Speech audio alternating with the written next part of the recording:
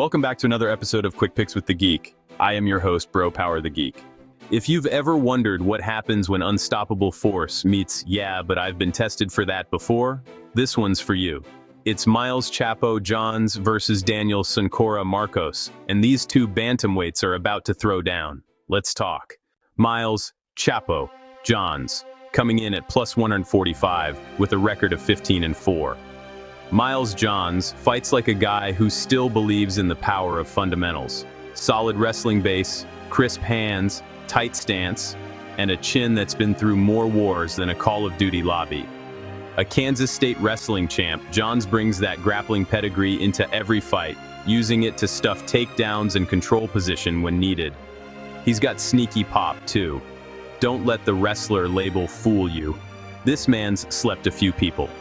His knockouts of Anderson dos Santos and Kevin Natividad came out of nowhere, like the plot twist in a Fast and Furious movie you didn't ask for. When he commits to his combinations, he looks clean, powerful, and dangerous. But consistency is the word that haunts him like a bad ex. Johns tends to fight in bursts. He'll start strong, then drift into neutral, and by round 3, you're wondering if he's trying to win or get his steps in. His output is low for a guy with his talent, and his recent losses to Felipe Lima and John Matsumoto showed how easily he can get drowned by pressure. And yeah, there's the drug test thing. His 2023 win over Dan Argueta was overturned after he popped for Turinabol. Not exactly the vitamin C of choice. That stain still lingers over his career, and it didn't help that his next 2 fights looked flat. But if we get the focused, aggressive version of Johns, the guy who blends wrestling with power shots, he's absolutely live here. Daniel Soncora Marcos, coming in at minus 170 with a record of 17-1. Daniel Marcos fights like he's trying to beat the white. Okay, I'm stopping myself again. Let's just say the man has volume. Soncora is a relentless, forward-marching striker who lands 5.1 significant strikes per minute with 53% accuracy. That's not a brawler throwing junk. That's clean, efficient violence. He's got legit knockout power, and 8 TKO wins back that up. When he gets into rhythm, his combinations flow beautifully. Sharp 1-2s, hooks to the body, and leg kicks that sound like they're chopping wood. His takedown defense, 84%, also lets him keep the fight exactly where he wants it. Standing, violent, and fun for us. But there are cracks in the armor. His loss to Montel Jackson was a reality check. When someone can handle his pace and return fire, he can look a bit lost. Marcos is used to bullying guys, and when someone pushes back, he can get stuck between go forward and wait for an opening mode. That hesitation cost him his undefeated record. There are also questions about his cardio.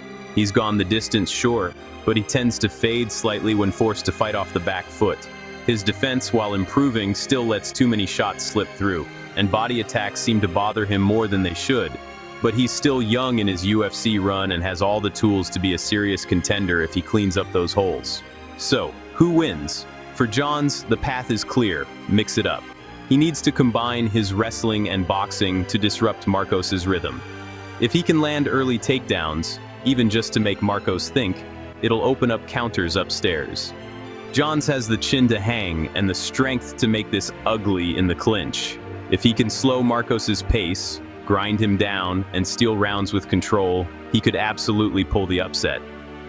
But Marcos has the volume edge, and that's huge here. He just needs to stay composed, sprawl early, and make Johns work every minute. If he keeps his jab pumping, throws combinations and flurries, and doesn't overcommit to the pocket, he can wear Johns down by round 2. Marcos's movement and speed should let him dictate range and pace, forcing Johns to play catch-up, something he historically doesn't do well. If Johns turns this into a wrestling match, he can grind out a decision.